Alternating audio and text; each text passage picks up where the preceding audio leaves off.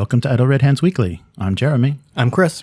And what is Idle Red Hands Weekly? It's a covenant by which two people establish between themselves a partnership of the whole life, and which is ordered by its nature to the good of those people and the procreation and education of offspring. I was wondering where that was going. All right. Okay, then.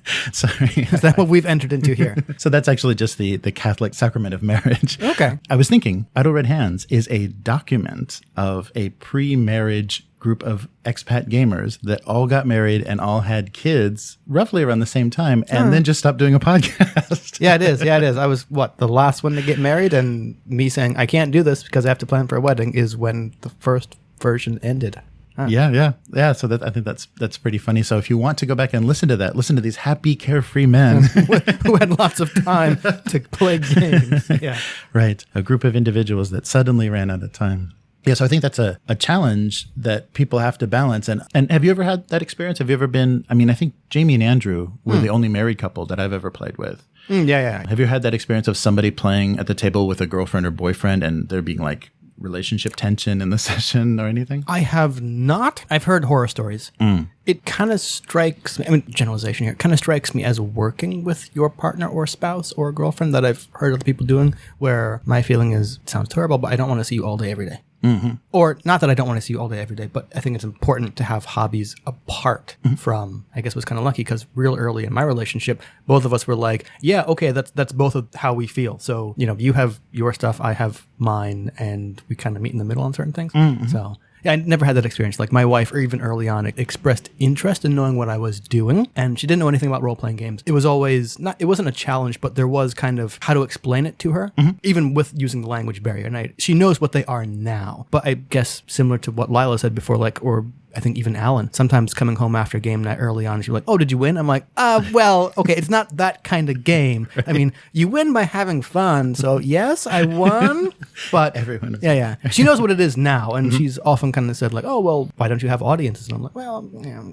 This week, what have you been up to? Avoided a typhoon. That's right. Kind of typhoon dodging, yeah. Yeah, we had a big one headed towards Japan and it just kind of died out. Well, so apart from having to work, because I had a bunch of deadlines, worrying about the typhoon, and dealing with the Obon holiday, which kind of cut a lot of stuff, not a whole lot. It's mostly planning, because I'll be running the Sprawl game on Saturday, so this will probably go up after that. I'm planning to run the Chariot of the Gods Alien RPG Cinematic Starter on the last Sunday of the month. Very happy that my blank dice and my Wayland Yutani Building Better Worlds t-shirt arrived. Printed out a bunch of stuff for that, and I think the maps actually look really good unreversed. Oh, yeah. No, they do. Yeah. Yeah, I would have preferred to do that, but I'm paying for my own. Yeah. So I'm just paying for Conbini copies, which actually looks surprisingly good. Oh, good. On Friday, so again, by the time this goes up, it'll be out, I'm releasing an updated Amaranthian Annelid monster. So you can probably figure out what that is an analog of on my Fate Patreon RPG. And as that's an old monster, the updates to both Fate Core and Fate Accelerated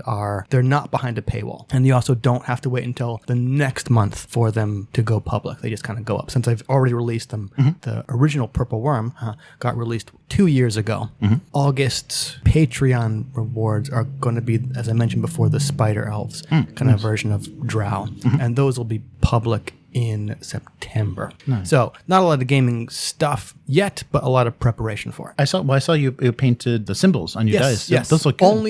Only the success symbols. I still kind of haven't figured out what the stress symbols are going to be. On the official Fria Legion dice, they are a stylized face hugger, right? Which is a lot more advanced than my rusty painting skills can handle now. They they would look like blobs, right? Yeah. So I'm kind of like, I want something that's easy to paint, but also very distinct from the success, because you don't want to slow the game down by having to, look at things and interpret it. In other words, I'm not making Fantasy Flight Games Genesis dice. Right. It's going to be nice, though, if you just have the success and the failure on the dice, then you're not looking at anything else. When you use just regular D6s, you're like, oh, I rolled a 4 and a 3. Yeah, and it doesn't matter. Yeah. I did realize there's a slight downside to that. Critical hit tables and panic. So right. I You'll am have going to need to yeah. bring at least a set of regular dice. But I thought the same thing. 4 of the 6 sides are blank. So does it feel like a waste? A tiny bit, but it's also real easy to see what your roll got. Oh, that's good. So what did you use? Is it just acrylic or what? Yeah, it's just acrylic. I used my old Vallejo paints, which don't dry out like GW old pots do. I unfortunately don't have Vallejo varnish. Oh. Because I was thinking about sealing them with something. I might not have time to pick any up before I actually use them. But as it's only a one-shot game, they probably won't chip that much, is what I'm hoping. Famous last words. Right.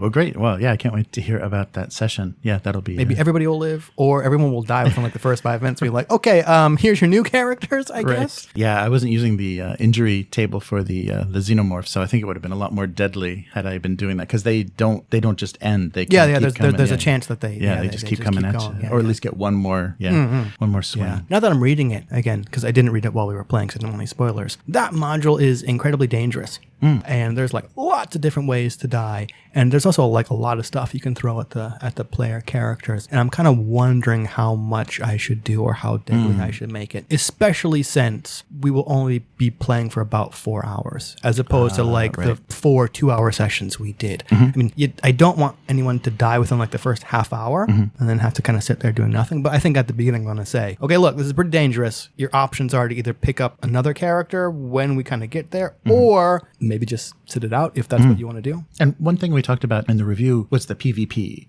It seems like that needs to be something that kind of ahead of time the GM warns people about and says when it's starting to happen, okay, you guys know this is where this is headed, this is where it's going, so that the characters can then make decisions, because I think that's kind of a new mechanic, and people might be like, well, wait, what did I just do to my character? Yeah. I'm wondering, and maybe I'll talk with you off mic because I don't want to do any spoilers. I'm wondering if I would include all the agendas for this game, because they added an interesting twist, but they also added an extra layer of role-playing and tension, and all the games for the Kansai Jig thing are beginner-friendly, but I'm debating whether or not I want to include that extra layer.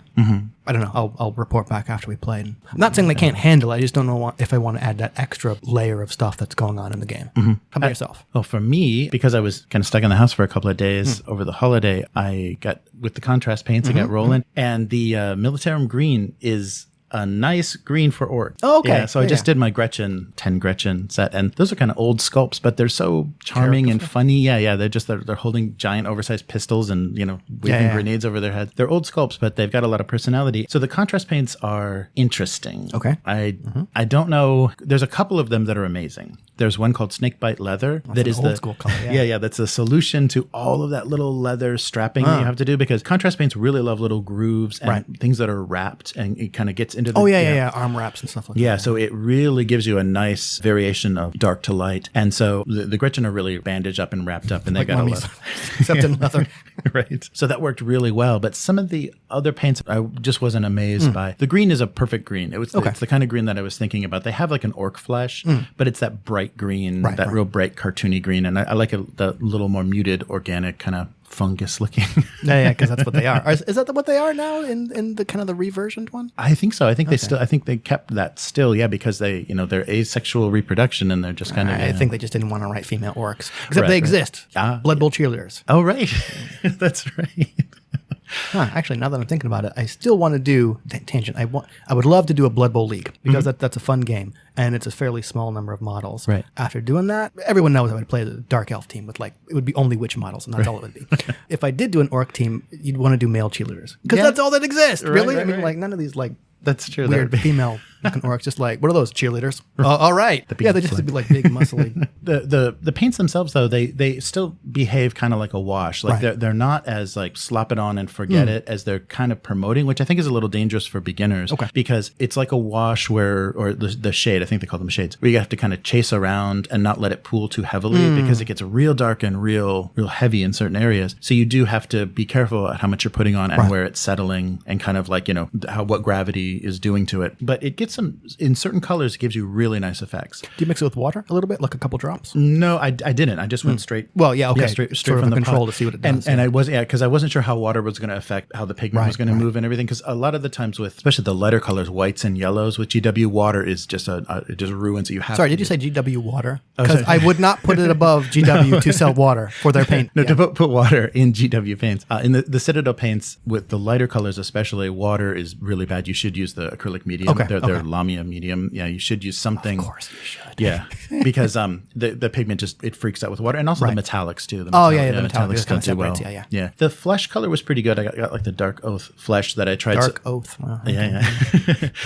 So I was happy with that. Some of the gray color, which I was hoping would look more stone or more like it could be like a dull metallic. It doesn't read like that at all. It just is like a very fuzzy gray, and the black is not. It's just dark gray. So, really? So basically, I got gray and dark gray. That'd be really hard because like it is, black is a real hard color to paint, and like only after kind of going through art school or seeing other tutorials, I realized you find out the hard way. You don't highlight black with white because then it just looks dusty. They look old, and you actually have to put a color in it, either like red or blue, and you can get something or green, I suppose. You get something really nice. But with what you're describing with the contrast paint, if the pigment kind of recedes a bit from raised areas, I imagine it would be really hard to make a black contrast paint that did not come out as gray. Yes, since the pigment just kind of gets thin rather than changing color.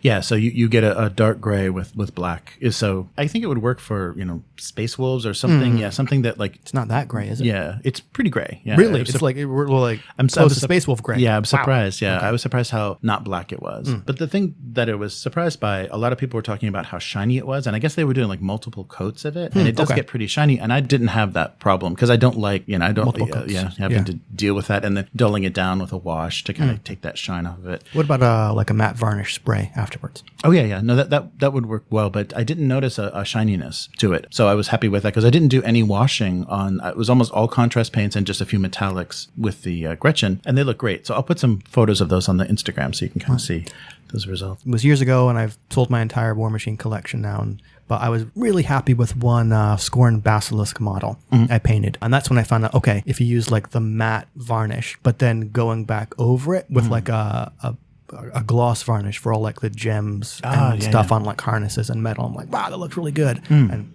I don't have it anymore. It's gone, but yeah. Might have a picture somewhere. Some of the washes they're doing now, gloss versions of the Agrax Earthshade or the Nuln Oil. So you can kind of selectively do that if you want something to look like a wet, greasy. It stays wet. That's cool. Yeah, it stays wet and greasy with you leave that wash on it. Not used it and probably won't now. In hobby supply stores here, you've probably seen like the Tamiya like tank and aircraft military weathering kits that look like eyeshadow palettes. Right. I've really wondered what those would do to like GW models or how to use them. I've used those on Gundam kits before.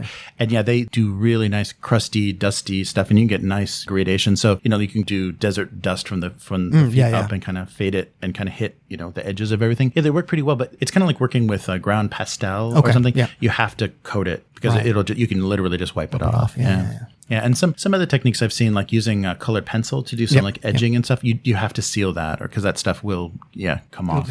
Or you just rub the paint right off of it. And I also finished my 50 points or 50 script, I think, of The Other Side. So the Cult of the Burning Man is all ready to go. At least one commander, 50 points of them. So that was most of what I got from the Kickstarter. That took a bit. And I was surprised. So I had kind of finished about 2/3 of it and had a third left, but I had primed that stuff a few months ago, and I'm not sure if it's the plastic or what it was, but maybe the primer that I had was not taking the paint. Yeah, the paint. Oh, it wasn't taking the paint. Yeah, it stuck to the model well, but the paint, I don't know if humidity or something, because it's been pretty humid because of the typhoon, but I was getting a really weird reaction to not all of, but some of the models. So I'm wondering if the paint absorbed or where it was thinner, it reacted differently with the plastic because it was like painting directly on plastic. And and sometimes it like pulls away because like the mold release stuff is still on the model. Yeah, it was very odd. So other than that, everything went fine. So I've got a bunch of horrible portals from hell and things to play with next time. So that got canceled though this week because of the weather as well. Yeah. So no Infinity, no Other Side, but hopefully soon.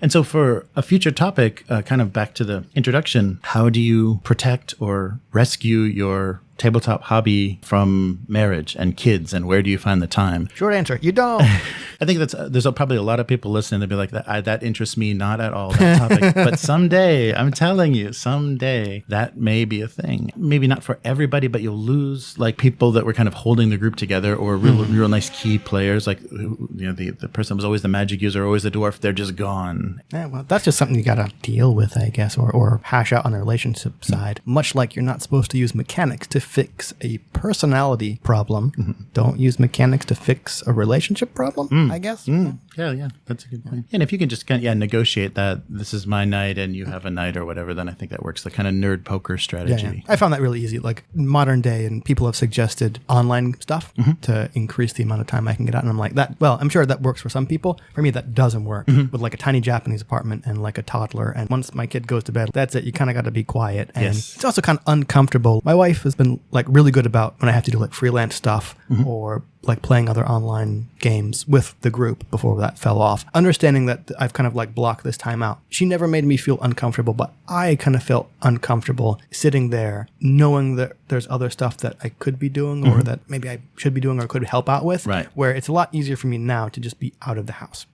No, that's true. Yeah, that's just kind of like working from home. It's like, when you get your work and your kind of home life mixed together, it does become, I should be doing the dishes, but I need to finish this. Right. It's like, that kind of stuff is, I guess, is always a challenge. Back to Kickstarters. Yes. I've been trying to not back them, but I may have to back the Fiasco in a box. Because Fiasco was one of the first GM-less games I played with Alan, I think actually first. And not having the experience with more role-playing stuff, that was a hard game to play because I wanted a bit more structure. Now I think it'd be great with it. But like first I'm just like, you just pass dice around and tell a story. Okay, I'm not really used to this. Right. I wondered what they updated for the Kickstarter and why it's called Fiasco in a box. Everything is now card-based. So like the relationships between characters or the objects or the goals that characters are going to go for are physically represented as cards. And I think that's great because I love putting stuff on cards. It's great to actually put on the table rather than having to like write stuff down. So players can instantly and very easily see what relationship between players and characters are, what kind of things are in play. There's like a base set and then all the, I forget what they're called. They're not play books, they're play sets, kind of all the settings and stuff. There are decks for the different play sets that have all the different kind of character relationships and objects and stuff. And I'm really looking at that. The Fiasco Kickstarter still has about like 2 weeks left though, I think. Oh, cool. Good. Yeah, we'll put a link for that in the description. It's interesting they're moving to cards. It seems like a lot of tabletop role-playing systems are seeing the advantage of cards because even the 5e Essentials kit has a lot of cards. They have cards for NPCs and they also have cards for conditions. So if you're dazed or stunned or whatever, you can give the player that card. They can actually keep that near their character sheet until that condition's no longer there. That makes sense. We were talking about the same thing for the Alien RPG previously. On the one hand, it's something else for the players to buy. So from a corporate standpoint, sometimes I think, you don't really need it. Much like proprietary dice, it's something for the people to buy and it kind of not prevents piracy, but at least kind of like, okay, we know this is piracy might be a problem. Here's something you kind of can't. It's like the whole game is cards. And I'm like, okay, that's cool. If it's an extra thing, I might have to decide how useful it would actually be. Yeah. Says the person who bought a t-shirt and blank dice and all kinds of stuff to run a one-shot. Right. Yeah, but that immersion stuff is nice. I like custom dice get a little bit too much, but if you're going to play that system a bunch, they are kind of immersive. When you're seeing face huggers, when you get your stress, you're like, whoa, wow, okay. I know what universe I'm in. I didn't see any Kickstarters this week, but Humble Bundle is doing a Dark Heresy bundle. The license for all the 40K RPGs went to Cubicle 7, who's a UK game company. You used to do Doctor Who. Yes. And they do a Lord of the Rings. They did like the Fellowship. And so the Dark Heresy is the Inquisitors in 40K. Like you were talking about before with Deathwatch. Those books, maybe the system, because it is that Fantasy Flight. Yeah, D percentile. Yeah, it's a percentile die and massive details, 3-page character sheet. And, it's a lot 20 pages of critical hit tables. Right. So the system may not be to your taste, but it's so much lore and there's a lot, they give you a lot of setting, a lot of campaign. So it might be something good to mine from if you like that setting and if you want to do something in that world. Yeah, it might be a really nice source for that. And I think it's good timing because we've already heard about the Eisenhorn TV show that's in development. I hadn't heard about that. Wow. wow. Yeah, so there's a pre-production right now for Eisenhorn. They haven't announced casting or anything, and who knows, sometimes pre-production. There was a Conan Amazon series that never left pre-production. So these kind of things just kind of, they slowly move forward, and until you start hearing about casting and things, you don't really know, and who's going to run the actual show. Right. You don't know how real that is, but that's very exciting because that'll be the very first produced and hopefully big budget. If it's Amazon, it's got to be big budget. I think it's Amazon. Big budget version of 40K. We've never seen that. We've just seen cinematics and weird gameplay videos. I remember back in 1996, the one and only Golden Demon convention I went to, they had a short live action clip of Space Marines versus Gene Stealers or something. Yeah. And at the time, I'm sure it looked pretty good. Now it probably look terrible. Right. But I'm going to have to look more into this. And I wonder if it's actually going to get off the ground. I hope so. Because it's the UK and they don't do the big crazy budget. Oh, right. Okay. That's the thing that I worry about. And that's probably why it's not happened, because that universe needs the very heavy Baroque, gorgeousness of a big budget. And so if they put money into it, it'd be good. I'm suddenly imagining the Warzone movie kind of stuff where those were fairly minimal sets. Yes, yeah. And if it's that kind of thing, it's just not going to work. I mean, come on, you have to have skulls on everything, including the skulls that are already on the thing. Right. And if it's too much like walking in front of green screens, in front of CG rendered backgrounds that are obviously not there, it's not going to work. I hope that they can put things in kind of some real settings. We'll see what ends up happening. But that reminds me that if you're interested in that world at all, the books that are written by Dan Abnett, Xenos, Malleus, and Hereticus, the trilogy that he did of Inquisitor Eisenhorn books is amazing. Oh, really? And if you'd like to listen to those, you can follow our Audible link in the description. Get one of those for free. So they have a free trial through our link to Audible. And any of those books, plus thousands and thousands of other books, are available on that site. So support this podcast and give us a click in the Audible link and listen to one of those Eisenhorn audiobooks. They're amazing. They're really well done. The voice of Eisenhorn is excellent, and it'll get you all set for what you're going to see in that TV series. They're great stories. They'll really get you into it. And it's like a detective, kind of police investigation, inquisition. With bolters and shooting, heresy. And, Yes. Well, I think we found our culprit, Bablam. It turns out it wasn't him. Oh, well. The Emperor will sort him out. Right. Yeah. Shoot first and then let the Emperor sort it out. Yeah. Where can people find you? On Twitter, though I'm trying to cut down my usage and be more productive. At Hivemind, HYVEMYND. You can find my Fantastic Fate Resources blog at Fantastic Fate Resources. That's also the name of the Patreon. Most of the stuff that I put on the Patreon goes up on the blog at least a month later when it becomes public. And I'll keep plugging my weekly cartoons. So Abusecartoons on Twitter. I'll do a live stream every Sunday night, North America, Monday afternoon-ish, morning-ish in Japan, depending on when I get there. Twitch.tv/Abusecartoons. The website is abusecartoons.com, and it's a twice-a-week single-panel gag cartoon. And if you want to follow Idle Red Hands on Twitter at Idle Red Hands, idleredhands.com for all of our video content, and of course YouTube and Twitch for the streams and videos. If you want to support this podcast and help things grow and get things improving and more regular, please consider... No hosts. So. Yes, right. Please consider supporting and becoming a patron at patreon.com/idleredhands. And also follow that Audible link in the description for your free month of Audible and a free audiobook. I know what I'm doing afterwards. All right. So that's all for this week. I'll see you next time. Bye. Bye.